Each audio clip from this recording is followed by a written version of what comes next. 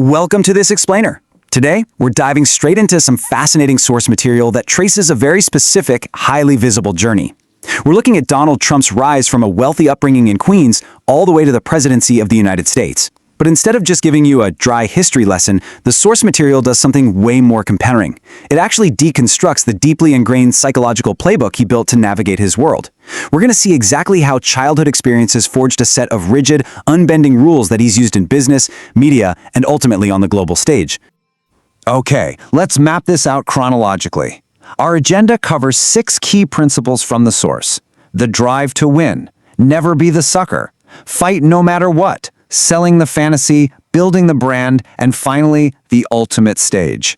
So the source material pens down these 4 core beliefs that make up his playbook. And according to the analysis, these definitely didn't just develop overnight.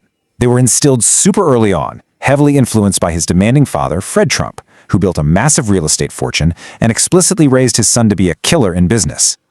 This intense drive was then basically supercharged when young Donald was sent away to a strict military academy at age 13. It was a highly structured environment, and he absolutely thrived on the fierce competition there. That brings us to rule number 1, the drive to win. Formulated during that privileged childhood and those successful years at the New York Military Academy, winning wasn't just a goal for him, it was literally the entire point of the exercise. There's this great quote from his childhood baseball coach who noted that even as a kid playing first base and catcher, Donald always had to be number 1 in everything. The drive to be the undeniable winner at any cost was completely foundational. He didn't just want to win, he needed everyone around him to know he was first. Moving into adulthood, as he started working for his father's booming real estate business, we hit rule number 2, never be the sucker.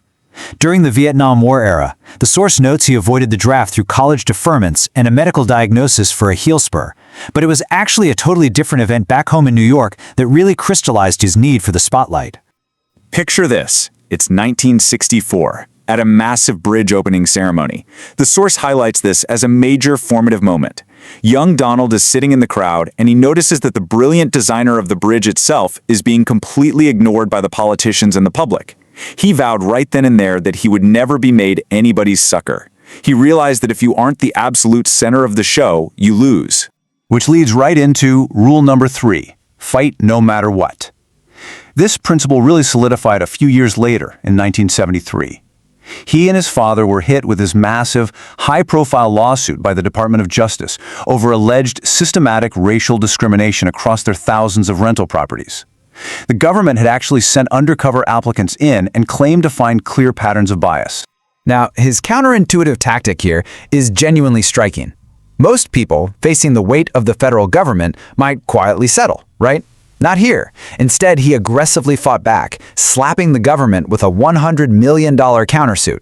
And sure, the judge eventually dismissed that countersuit, but he just kept fighting until he secured a settlement where he had to change some business practices, but crucially, he never had to admit any guilt. To him, that was a massive, unequivocal victory.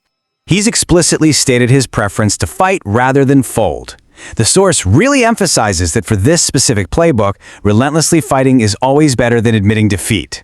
Apologizing or backing down, it simply isn't an option because it completely ruins the perception of absolute strength.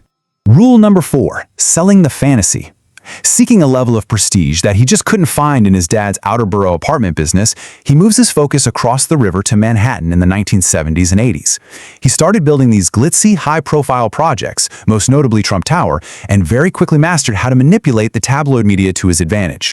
He actually outlined this 4th rule wide open in his book, The Art of the Deal. He intrinsically understood that the public loves to be sold a glamorous, no-nonsense fantasy. It's all about using hyperbole. You call everything the biggest, the greatest, the absolute best, because that is exactly what the audience craves. And to really grasp this gap between reality and perception, check out this wild example from an audio recording in the 1980s.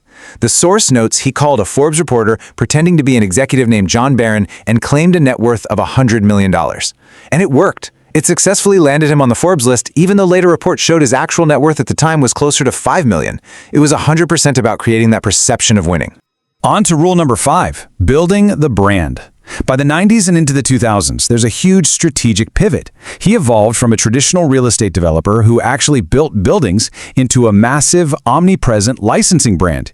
He started putting his name on practically everything. Airlines, a board game, high-end vodka, and steaks. Now, despite a really high volume of these consumer products eventually failing or going defunct, it didn't really matter. He successfully convinced the American middle class that he was this invincible titan of industry.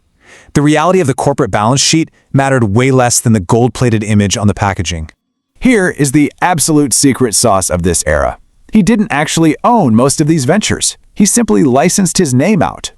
This brilliant move allowed him to pocket the profits up front and walk away entirely unscathed when the companies inevitably went under. The source argues that his true genius wasn't necessarily as a traditional businessman, but as an unmatched marketer and showman. Even still, by the early 2000s, the brand was definitely losing some of its luster. Actually, scratch that, it was fading. Until 2004 when he landed a reality TV show. For 14 seasons, The Apprentice completely rejuvenated his image. It allowed him to play the ultimate decisive boss on television for over a decade, broadcasting that carefully crafted fantasy directly into millions of living rooms. So, the big question the source material asks us to consider is this. What happens when a person takes a playbook honed over decades in outer borough real estate, tabloid media, and reality television and applies it to the highest stakes environment possible? How does all of this translate to politics? Let's hit Section 6, the ultimate stage. Because entering politics wasn't a reinvention. According to the explainer, it was simply stepping onto a larger stage to deploy the exact same tactics he had honed since he was a kid. The tactics never changed, only the audience got bigger. The political trajectory is incredibly clear when you view it through this lens. From utilizing the media to question Barack Obama's citizenship back in 2008, to that famous escalator entrance in 2015, all the way to his stunning 2016 victory. Through every single step, he consistently used his lifelong ability to command attention, dominate the narrative, and aggressively fight back against any and all criticism. According to the analysis we're looking at, his aggressive challenges to the 2020 election results and his intense response to subsequent legal indictments aren't just modern political anomalies. They are the ultimate, entirely predictable manifestation of rule number 3, fight no matter what, and never ever admit that you folded. The source material highlights this pretty stark warning from conservative Republican Dick Cheney. He views these exact psychological tactics, the absolute refusal to concede, and the prioritizing of a personal win above all else, as a fundamental threat to the fragility of the entire democratic system. Ultimately, the source concludes that to understand his political rise, you really don't need to look at traditional political science. You simply have to look at the unbending psychological rulebook he's followed his entire life. The need to be number one, the demand for recognition, the instinct to fight at all costs, and the absolute mastery of the fantasy. I'm going to leave you with this final thought to ponder as you reflect on the undeniable connection between a leader's personal history and their public actions. When you see this psychological playbook laid out so clearly, it completely changes how you view the daily headlines, doesn't it? Thank you so much for joining me for this explainer, and keep questioning the strategies unfolding on the ultimate stage.